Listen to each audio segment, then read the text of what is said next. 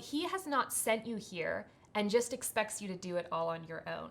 Have you ever had those days where you're just exhausted, where you've just really reached the end of yourself, whether it's your curriculum or with your students or with your faculty, your coworkers, your leadership, or whatever it is, you just realize like, I'm at the end of myself. And I think as teachers, we get there too often.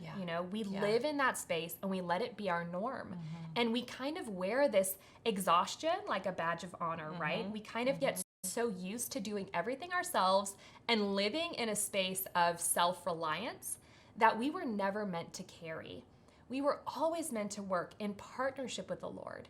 And what we want to unlock for you today is that when you start to look to God as your partner, as your leader, as your source, everything changes.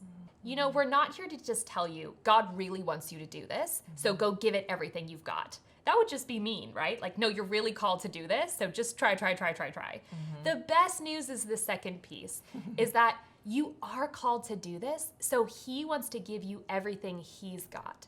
It's not just about you giving more. It's actually, now you get to receive everything that God has for you in this space. He longs to come and teach his teachers who they are and what they are great at, and show us what we are going to be great at in education and make us really leaders in our sphere of influence.